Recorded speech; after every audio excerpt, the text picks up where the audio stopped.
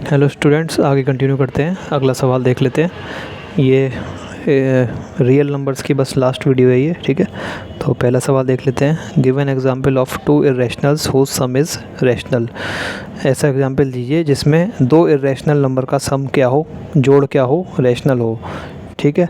तो इसको कैसे करेंगे, देखो इस टाइप के सवाल करने के लिए क्या करेंगे कि हमें क्या करना है, दो इर्रेशनल नंबर का सम क्या बताना है, i plus I equal to R दिखाना है, ठीक है। कोई रैशनल नंबर बताना है, ठीक है।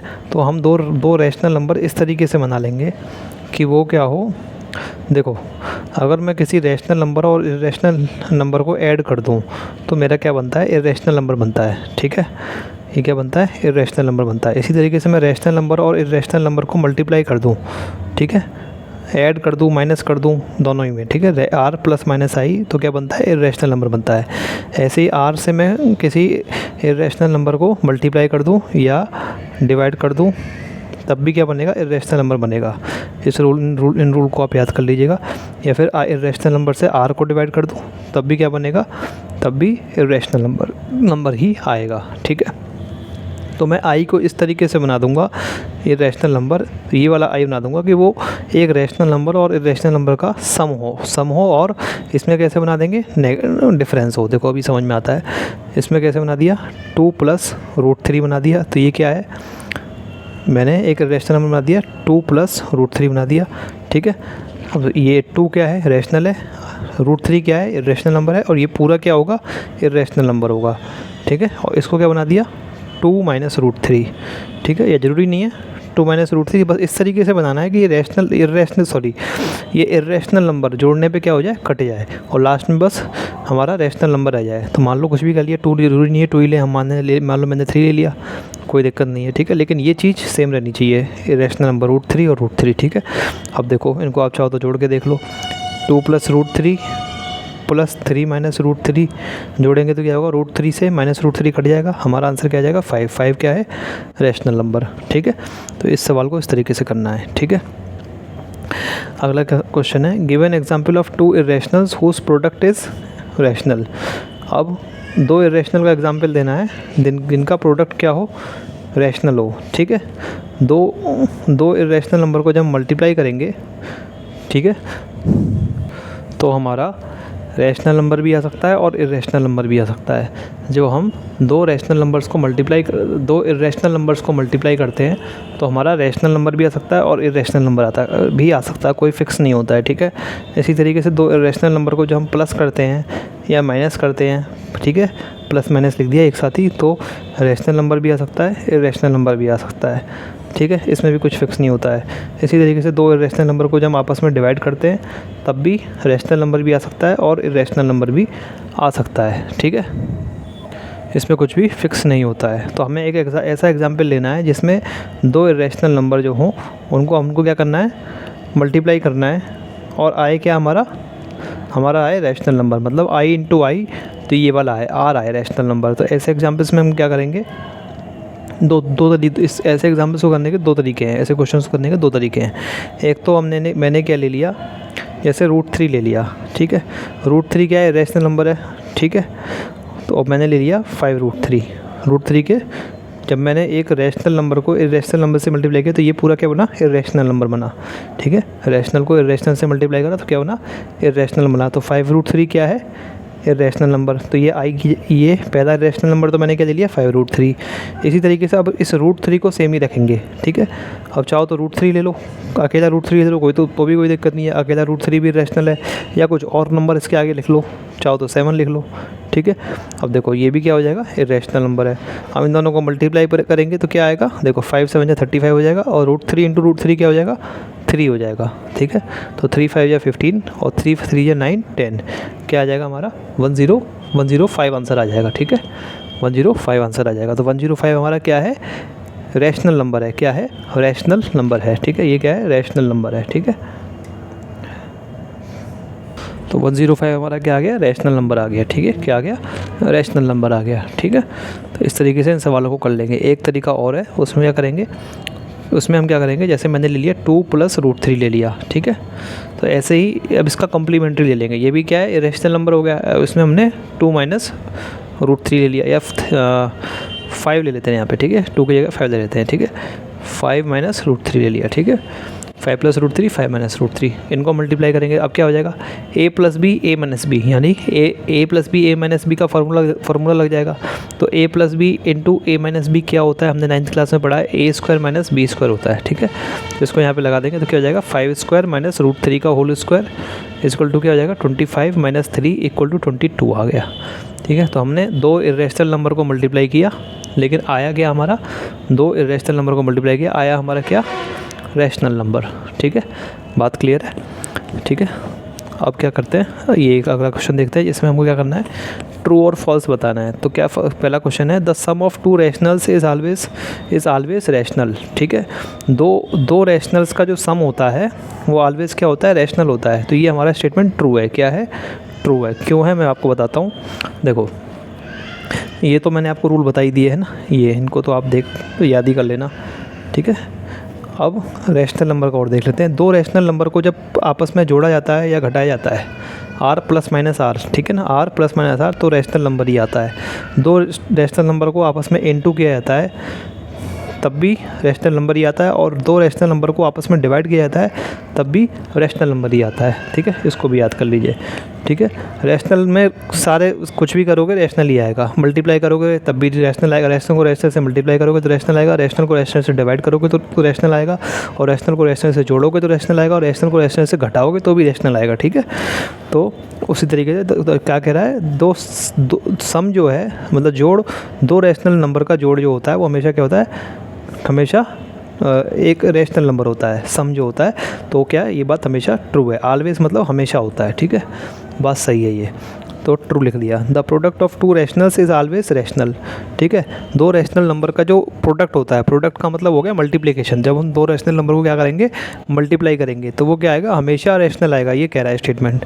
तो ये बात भी सही है, अभी तो बताया मैंने आपको ये कि 2 रैशनल नंबर का जो मल्टीप्लिकेशन आएगा r इंटू आर, वो क्या आएगा, r इंटू आर वो क्या आएगा, r आएगा, ठीक है ना, r। और तो ये वाली स्टेटमेंट भी हमारा क्या हो जाएगा, ट्रू, ऑलवेज रैशनल, हमेशा ही आएगा, ठीक है। तो ट्रू हो जाएगा, ठीक है। अगला क्वेश्चन है, the sum of 2 irrationals is always an irrational.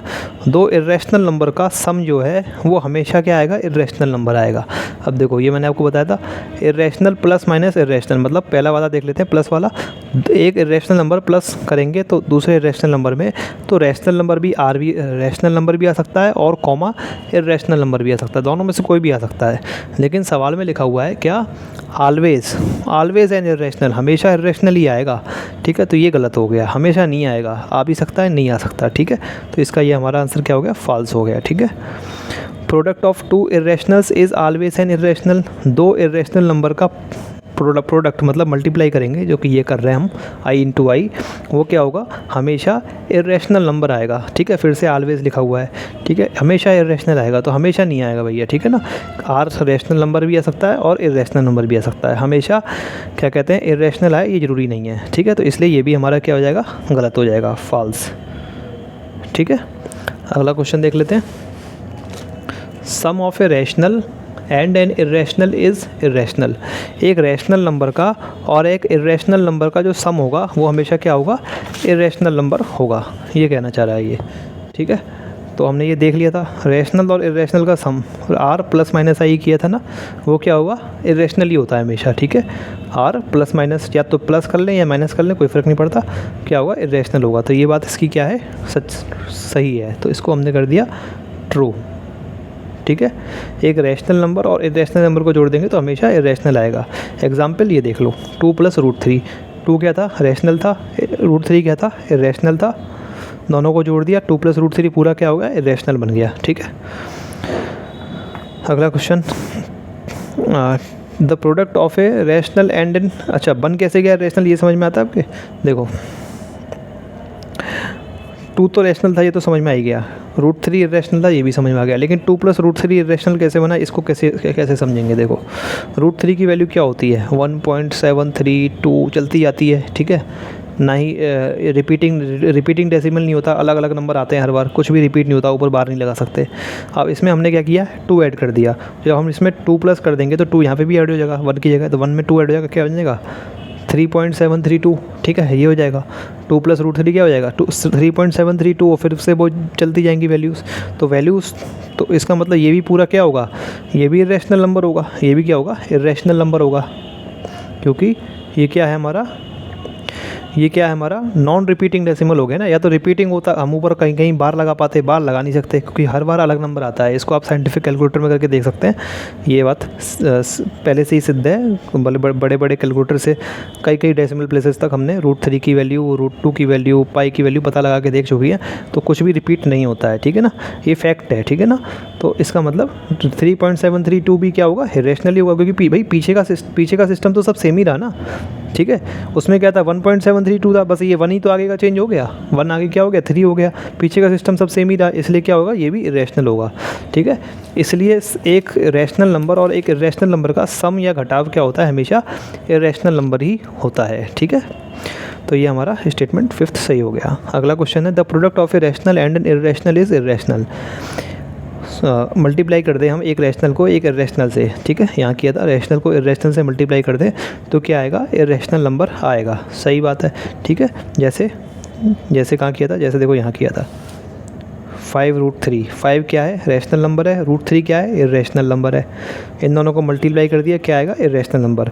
कैसे आएगा, वही तरीका, √3 की वैल्यू 1.732 इस तरीके से होती है, इसमें मैंने 5 मल्टीप्लाई कर दिया, फिर एक एक डिजिट पीछे से जितनी भी चलती आ रही हैं इन्फिनिटी तक, उन सब में 5 मल्टीप्लाई होगा, ठीक है, तो वो सब अलग डिजिट आएंगी, ठीक है, तो वो भी क्या आएगा, एक इरेशनल नंबर ही आएगा, ठीक है, बात समझ में आ रही है। और तो ये क्या है, ये भी ट्रू है हमारा स्टेटमेंट।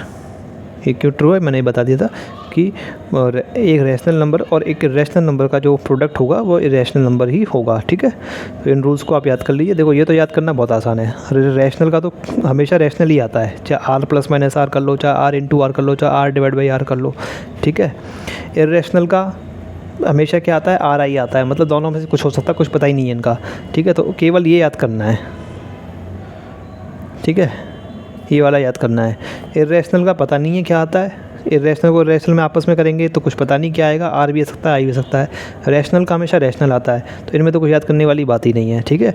केवल ये देखना है आर में और इनमें, आर और आई यहाँ पे ही मिलेंगे, इसमें भी कुछ याद नहीं करना है, आर और आई यहाँ पर भी मिलेंगे, आर और आई, ठीक है ना, आर और आई यहाँ पे भी मिलेंगे, चाहे वो कैसे भी मिले, बीच में प्लस आए, चाहे मल्टीप्लाई आए, चाहे डिवाइड आए, तो क्या आएगा, हमेशा आई आएगा, ठीक है। एक सिंपल सा तरीका इसको याद करने का ये है, ठीक है।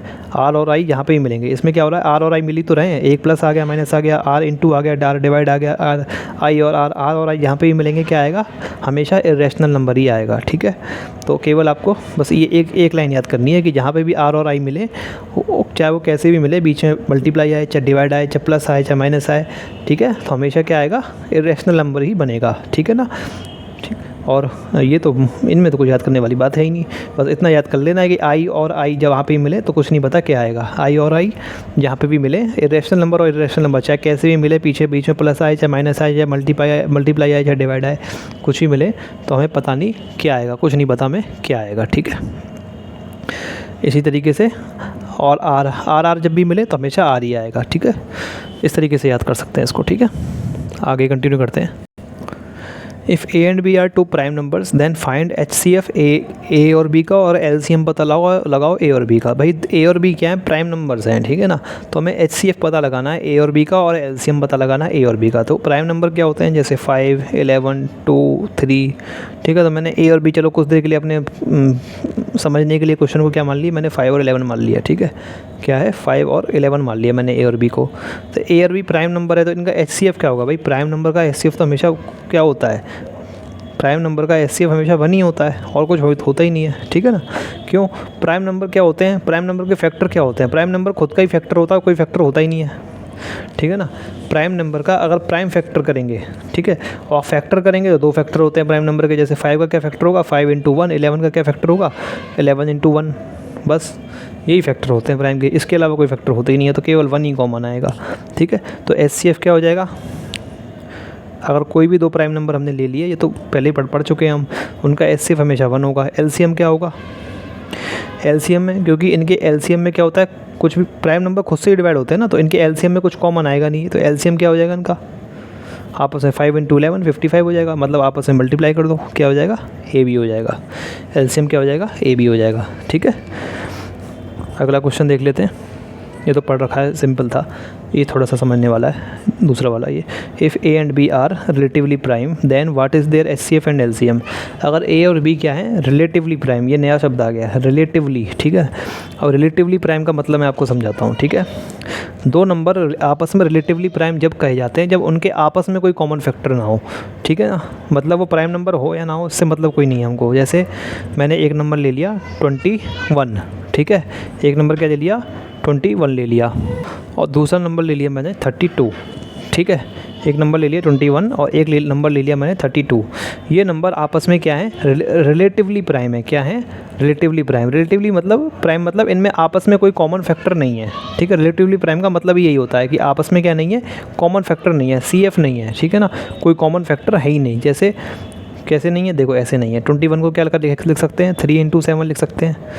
ठीक है, कॉमन प्राइम फैक्टर नहीं है, सॉरी क्या नहीं है, कॉमन प्राइम फैक्टर नहीं है, कॉमन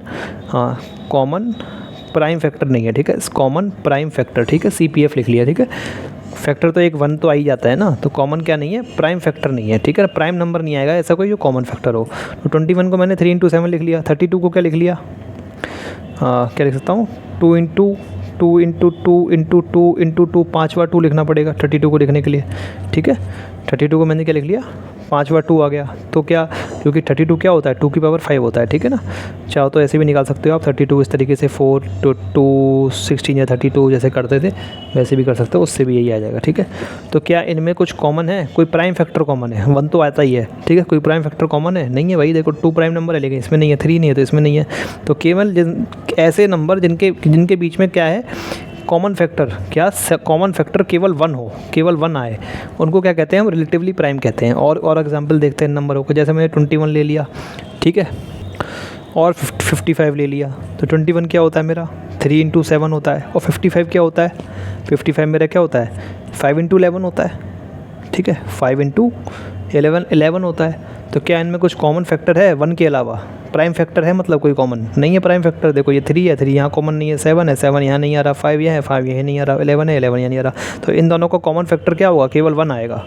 ठीक है, तो ऐसे नंबर जिनका आपस में कोई क्या हो, 2 नंबर के जोड़े, मतलब ऐसे कोई जिनका आपस में क्या हो, कॉमन फैक्टर क्या है, केवल 1 आए, उनको हम रिलेटिवली प्राइम कहते हैं।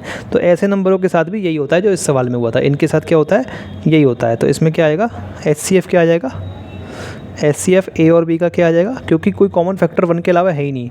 तो हाईएस्ट कॉमन फैक्टर जो है वो क्या आएगा, 1 ही आएगा। हाईएस्ट क्या, लोएस्ट का, सब 1 ही आएगा। फैक्टर एक ही फैक्टर है, क्या कॉमन फैक्टर 1 होता है।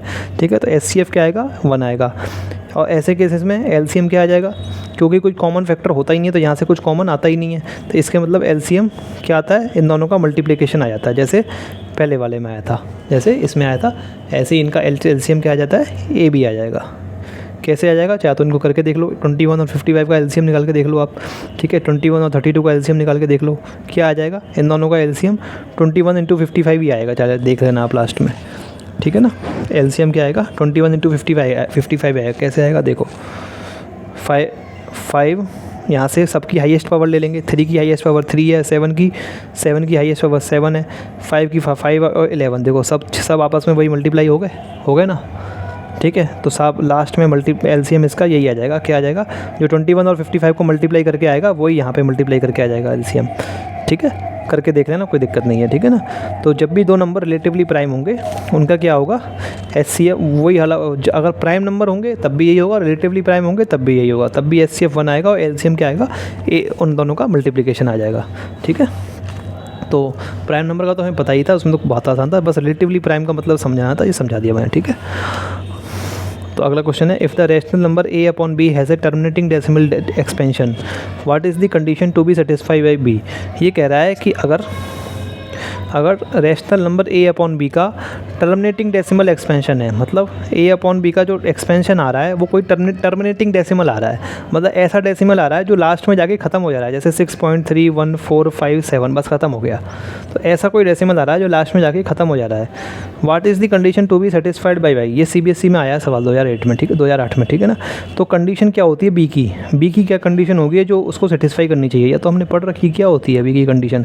अगर नीचे जो है अगर क्या है टर्मिनेटिंग डेसिमल आ रहा हो तो बी की कंडीशन क्या होती है, हमने पढ़ रखी है 2 की पावर m इंटू 5 की पावर n होती है, जहाँ पे m और n क्या होते हैं, m एंड n आर बताओ क्या होते हैं, होल नंबर्स। हाँ वो या तो कह दो नॉन नेगेटिव इंटीजर या होल नंबर्स, ठीक है, एक ही बात है, क्या होते हैं, होल नंबर्स होते हैं, ठीक है। बी की क्या फॉर्म होनी चाहिए, 2 की पावर m इंटू 5 के, जहाँ पे m और n क्या होते हैं, होल नंबर। होल नंबर क्या होते हैं, 0 1 2 3 4 5 चलते जाते हैं आगे, ठीक है ना, 0 भी आ जाता है बस, ठीक है ना साथ में, तो बस ये होल नंबर होते हैं हमारे, ठीक है, ये तो हमने पढ़ रखा है। Right the decimal expansion of 73, ये भी CBSE 2009 में आया है, इसलिए मैंने सवाल ले लिया ये, वैसे तो हमने कर रखे हैं इस टाइप के सवाल बहुत, ठीक है। इसका डेसिमल एक्सपेंशन लिखना है, वही करना है क्या, 73, नीचे क्या बना लेंगे, 2 और 5 के पेयर बना लेंगे जैसे पहले बनाते थे हम, 2 की पावर 4 इंटू 5 की पावर, अब मैंने क्या किया 5 की पावर 3 दिख रहा है, ठीक है ना, सॉल्व कर रहा हूँ मैं, मतलब केवल कैलकुलेशन कर रहा हूँ, लैंग्वेज नहीं लिख रहा हूँ, कर चुके हैं इस टाइप के सवाल बहुत। तो नीचे 5 की पावर 3 है तो मैंने ऊपर 5 मल्टीप्लाई कर दिया और नीचे 5 मल्टीप्लाई कर दिया, ठीक है। तो यहाँ 5 की पावर 4 बन जाएगा नीचे, ठीक है, नीचे क्या बन जाएगा, 5 की पावर 4 बन जाएगा, ऊपर मल्टीप्लाई कर लेंगे, 5 3 है 15, 1 कैरी, 5 7 35 36, 5 3 50 बनेगा, 5 हाँ सही है, 365 ऊपर आ जाएगा, नीचे क्या आ जाएगा, 2 की पावर 4 इंटू 5 की पावर 4, ये 2 की पावर 4 इंटू 5 की पावर 4 क्या बन जाएगा, 365 डिवाइड बाई 2 इंटू 5 इस पूरे की पावर 4 बन जाएगा, ठीक है। इसका मतलब क्या हो जाएगा, 365 डिवाइड बाई 2 इंटू 5 क्या होता है, 10 की पावर 4, 10 की पावर 4, इसका मतलब क्या होता है, 365 डिवाइड बाई 1 2 3 4 10,000, इसका मतलब 0.0365, ये हमारा आंसर है, ठीक है। तो इस तरीके से सवाल हो गया ये। अब अगला सवाल देख लेते हैं। Is it possible to have two numbers whose HCF is 25 and LCM is 520? क्या ये पॉसिबल है कि दो नंबर का HCF हाईएस्ट कॉमन फैक्टर 25 हो और LCM उनका क्या हो, 520 हो? क्या ये पॉसिबल है? ठीक है, तो इसके लिए मैंने आपको बताया था कि जो LCM होता है ना, LCM जो है, सॉरी HCF, जो HCF होता है ना, HCF वो LCM का फैक्टर होता है। मतलब LCM क्या होता है, वो HCF इंटू समथिंग होता है, ठीक है, ये मैंने आपको बताया था। LCM के अंदर HCF अपने आप आ जाता है, ठीक है ना। LCM जो होता है वो HCF इंटू समथिंग होता है, ठीक है ना, ठीक है। तो HCF जो होता है वो LCM का क्या होता है, फैक्टर होता है, ठीक है, क्योंकि LCM बड़ा होता है और HCF छोटा होता है, और HCF जो होता है वो हमेशा LCM का क्या होता है, फैक्टर होता है, ठीक है। ये हमने पहले पढ़ चुके हैं ये, ठीक है। तो चाहो तो आप इसको चेक करना चाहो तो कोई भी दो नंबर के साथ चेक कर सकते हो, उनका HCF और LCM निकाल के। फॉर एग्जांपल हमने ले लिया दो नंबर, एक तो ले लिया 25 ले लिया, एक हमने ले लिया 35। इनका आप HCF निकाल लेना और इनका LCM निकाल लेना, और LCM को फिर क्या कर देना, HCF से डिवाइड कर देना, तो देखना पूरा डिवाइड हो जाएगा, ठीक है। कोई नंबर आ जाएगा यहाँ पे हमारा, ठीक है, पूरा डिवाइड हो जाएगा। तो क्या हो जाएगा, देखो HCF तो हमारा क्या हो जाएगा, करके वीडियो पॉज करके खुद करके देखो आप इसे, ठीक है। तो देखो HCF क्या हो जाएगा, दोनों का 25 और 35 का, इनका HCF हो जाएगा 5 25, 5 HCF तो हो जाएगा 5, ठीक है, और LCM हमारा हो जाएगा 5 25 और 5 35, बस तो 7 5 35 इंटू 5 हो जाएगा HCF, ठीक है। HCF LCM क्या हो जाएगा, 35 इंटू 5 हो जाएगा, ठीक है। इसको 35 इंटू 5 ही लिखने देते हैं, ठीक है। तो LCM क्या हो गया, 35 इंटू 5, तो 35 इंटू 5 को मैंने किससे डिवाइड किया, 35 इंटू 5 को मैंने किससे डिवाइड किया, HCF क्या है 5, तो 5 से 5 कट के क्या आ गया 35, तो 35 एक पूरा नंबर आ गया ना। तो इसका मतलब क्या होता है, LCM जो होता है, HCF जो होता है वो हमेशा LCM का क्या होता है, फैक्टर होता है, ठीक है। तो LCM equal to HCF into something होता है, ये समझा, ये कैलकुलेशन कर रहा है, सब ये लैंग्वेज नहीं लिख रहा हूँ मैं, ठीक है ना। तो अब इसमें देख लेंगे, या फिर ऐसे कह सकते हैं इस चीज़ को कि LCM को HCF पूरा डिवाइड कर देता है, ठीक है। LCM को अगर HCF डिवाइड करेगा तो क्या आएगा, यहाँ पे पूरा एक होल नंबर आएगा, क्या आएगा, होल नंबर आएगा, पूरा एक बड़ा नंबर होल नंबर आएगा, ठीक है। तो इसमें क्या 520 HCF, इस केस में देख लेंगे 520 LCM है और HCF क्या है 25, क्या ये इसको पूरा डिवाइड कर रहा है, ध्यान से देखो आप, 5 5 25, 5 2 10, ठीक है। तो ये हमारा हो जाएगा 52 इंटू 2 डिवाइड बाई 5, क्या ये डिवाइड हो रहा है, नहीं हो रहा।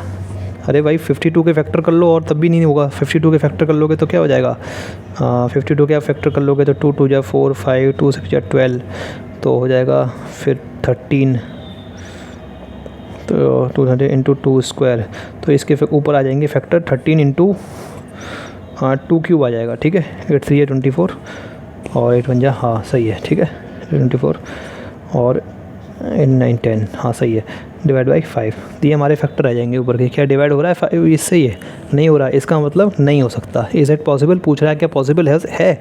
नहीं है, ठीक है।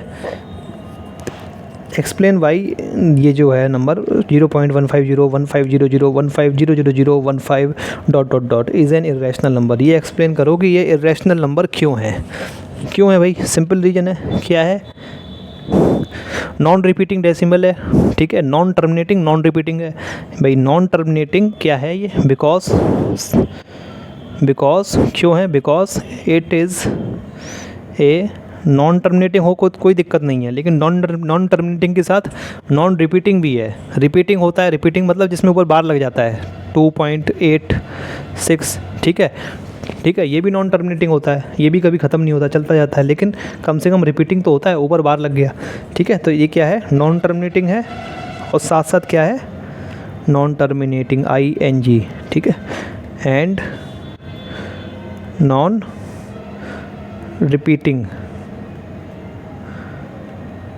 Repeating decimal. क्यों है? क्योंकि ये एक नॉन टर्मिनेटिंग और नॉन रिपीटिंग डेसिमल है, इसलिए ये क्या है? एक इरेशनल नंबर है, ठीक है। छोटा सा जवाब लिख दिया, आपको पूरा अच्छे से लिख देना। क्यों?